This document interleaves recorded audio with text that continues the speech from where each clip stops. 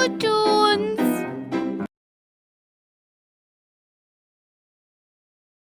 স্পেসশিপের মধ্যে এই আওয়াজে সবাই ছোটাছুটি করতে থাকে। এমন সময় কিছু অদ্ভুত দেখতে এলিয়েন এগিয়ে আসে সেই আলোর দিকে। রামবং, ব্যাপারটা কি হলো?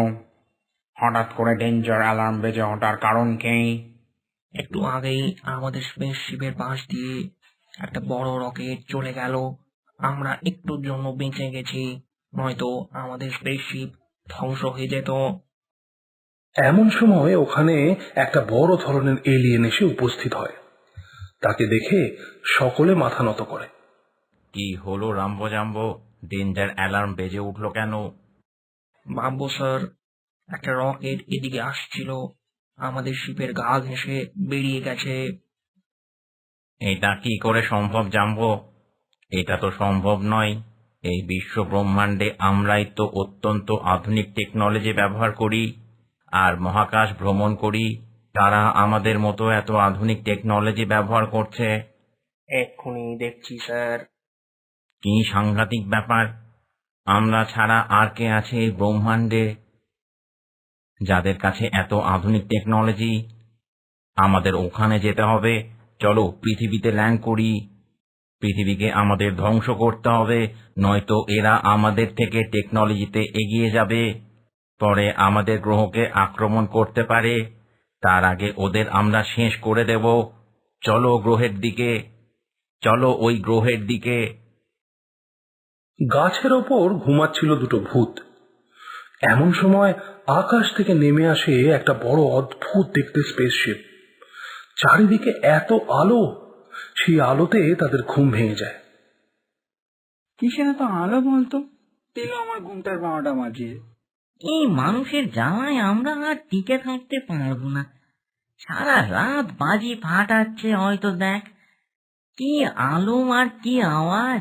উফ, ভালো লাগে না, আমাদের বিরক্ত করছে যত সব। এই বলে গেছো ভূত আবার পাশ ফিরে শুয়ে নাক ডাকতে শুরু করে। ওইদিকে পৃথিবীতে কি নেমে এসেছে তা জানার জন্য ভিডিওটা সম্পূর্ণ দেখো। এটাই কি পৃথিবী? হ্যাঁ, তাই তো দেখাচ্ছে। এবারে আমাদের কি করণীয় বাম্বু স্যার? আমাদের পৃথিবী ধ্বংস করে দিতে হবে। ধ্বংস, শুধু ধ্বংস। চারিদিকে করব শুধু ধ্বংস। স্যার কিছু তো একটা বলুন। হঠাৎ করে একটা অদ্ভুত স্পেসশিপ আমাদের স্যাটেলাইটে ধরা পড়েছে। কি করবেন কিছু ভাবছেন? ওটা আবার নেমেছে পশ্চিম পাড়ার জঙ্গলের ভেতরে। তার মানে আমরা ব্রহ্মাণ্ডে একা নই, আমরা ছাড়াও অন্যরা আছে। আমাদের আগে জানতে হবে ওই শিপে এলিয়েন আছে কিনা। যদি এলিয়েন থাকে, সেটা মানুষের জন্য ভালো না খারাপ, এটা আমাদের বিজ্ঞানের কত বড় খোঁজ বলতো। দলবল নিয়ে আমরা সেখানে যেতে পারি। একদম, এটাই তো আমাদের কাজ। বোঝাই তো যাচ্ছে না স্যার, ভিতরে প্রবেশ করব কি করে? আমাদের অপেক্ষা করতে হবে, ওই দিক থেকে কি কথাবার্তা আসে সেটা লক্ষ্য রাখতে হবে। এমন সময় স্পেসশিপের ভেতর থেকে রাম্বো কথা বলে ওঠে। আমরা পৃথিবী ধ্বংস করে দেব, আমরা পৃথিবী ধ্বংস করে দেব। ওরা কি বলছে স্যার? কি সাংঘাতিক ব্যাপার! কেন? আমরা পৃথিবীবাসীরা তোমাদের কি ক্ষতি করেছি? তোমরা কেন এসেছো আমাদের পৃথিবীতে? এত রাগ কিসের আমাদের এই সুন্দর পৃথিবীর উপরে? রাগ কেন হবে? আমরা চাই না কোনো গ্রহ আমাদের থেকে টেকনোলজিতে এগিয়ে থাকুক, তাই পৃথিবীর ধ্বংস করে দেব আমরা। এমন সময় স্পেসশিপের গেট খুলে বেরিয়ে আসে দুই অদ্ভুত দেখতে এলিয়েন। এইসব গাছের ওপর বসে দুই ভূত দেখছিল। কি যে বলছে কিছু বুঝতে পারছো? না, কি অদ্ভুত দেখতে, কি বলার চেষ্টা করছে কিছুই তো বুঝতে পারছি না। সবাইকে মেরে দে, সবাইকে! ওই দুই এলিয়েন পুলিশ আর বৈজ্ঞানিকদের উপর ইলেকট্রিক গান প্রয়োগ করে। সকলে মাটিতে লুটিয়ে পড়ে যায়। তা দেখে দুই ভূতের চোখ পুরো বেরিয়ে আসে। ও বাবা, এ কি ভয়ঙ্কর কাণ্ড! এরা কারা? আমাদের পৃথিবী ধ্বংস করতে এসেছে? মানুষ পৃথিবীবাসীদের মারতে চাচ্ছে। ওইদিকে এক পুলিশ আর বিজ্ঞানী তাদের ল্যাবরেটরিতে বসে দেখছে কিভাবে ওই দুই এলিয়েন্স চারিদিকে ধ্বংস করে যাচ্ছে। স্যার, কিছু পুলিশ আর কিছু বিজ্ঞানী মারা গেছে। তাছাড়া তো চারিদিকে শুধু ধ্বংস চালাচ্ছেই তারা। খবর আসছে অনেক মানুষও মারা যাচ্ছে। আমরা কিছুই বুঝতে পারছি না কিভাবে এই এলিয়েনদের পরাস্ত করব। তাছাড়া আমরা তো সমস্ত রকম বল প্রয়োগ করেছি। ওদের ওপরে বোম ফেলে দেবো, গুলি করে দেবো, যা হোক করে এদের মারতেই হবে, নয়তো আমাদের পৃথিবী ধ্বংস হয়ে যাবে।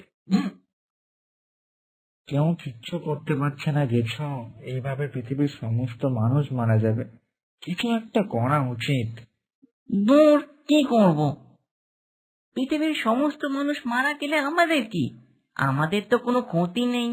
আরে বুঝতে পারছিস না, পৃথিবীর সময় মারা গেলে সবাই ভূত হয়ে যাবে, ভূতের পপুলেশন বেড়ে যাবে, তখন আমাদের থাকার জায়গা নিয়ে সমস্যা হবে। আমরা শান্তিতে কি থাকতে পারবো? যুদ্ধ শুরু হয়ে যাবে আমাদের মধ্যে। আমাদের এক্ষুনি কিছু করার দরকার নেই। আমাদের ভালোভাবে দেখতে হবে, বুঝতে হবে, তারপর ঠিক সময় বুঝে ওদের উপর অ্যাটাক করতে হবে। সঠিক সময় কখন হবে মামদো? সময় ভালো করে শুনে নাও। আমরা রাত্রেবেলা অ্যাটাক করব। রাতে ভূতেদের শক্তি অনেক গুণ বেড়ে যায়। আমরা বেশ অনেকটা এলাকা ধ্বংস করেছি, এভাবেই এগোতে হবে। অ্যাটাক করো সকলেই। আমাদের থেমে থাকলে চলবে না। আরে, ওই দিক থেকে কয়েকজন মানুষ ও পুলিশ এদিকে আসছে, অ্যাটাক করো। এমন সময় তাদের সামনে এসে উপস্থিত হয় মামদো আর গেছো। অ্যাটাক! জাম্বো আর রেম্বো লেজার গান দিয়ে অ্যাটাক করে মামদো আর গেছোর ওপর, কিন্তু লেজার গানে তাদের কোনো ক্ষতি হয় না। রেম্বো আর জাম্বো তো অবাক হয়ে যায়। কি অদ্ভুত ব্যাপার! আমাদের মিসাইলটা বের কর, মিসাইল নিয়ে উড়িয়ে দে। এরা আমাদের কিচ্ছু করতে পারবে না মামদো। এদের উপর এবার আমরা অ্যাটাক করি। পাথর তুল ওদের দিকে ছুড়ে দে। সকলে ওদের দিকে পাথর চোর। এ বাবা, আমাদের তো আধুনিক অস্ত্র এদের কাছে ফেল হয়ে গেল। এদের তো চুলটাও বাঁকাতে পারলো না। মানুষদের কাছে এরকম শক্তিশালী সেনা রয়েছে। আ আ ওরা তো আবার পাথর ছুঁড়ে মারছে। ওরে বাবা, কি লাগছে! ওরা আমাদের দিকে বড় বড় পাথর ছুঁড়ছে। আমাদের দলের অনেকে আঘাত পেয়েছে। আমাদের কোনো অস্ত্রই ওদের সাথে পেরে উঠতে পারছে না। আহ আহ আহ আমার মাথা ফেটে গেল। পালাই। এদের সাথে লড়াই করে আমরা জিততে পারবো না। এরা আমাদের থেকে বেশি শক্তিশালী। পালাই করে দৌড়ে স্পেসশিপের ভেতর ঢুকে পড়ে এলিয়েন। তারপর আকাশে মিলিয়ে যায় স্পেসশিপ। কি বলুন, ব্যাপারটা কিছু বুঝতে পারলে? এলিয়েন গুলো এইভাবে ভয়ে পালালো। বড় অদ্ভুত ব্যাপার। এমন সময় বৈজ্ঞানিক আর পুলিশের সামনে হঠাৎ করে লাফিয়ে পড়ে মামদো আর গেছো। এতদিন মানুষদের ভয় দেখিয়েছি, এবার এলিয়েনদের ভয় দেখিয়ে পগার পার করে দিয়েছি।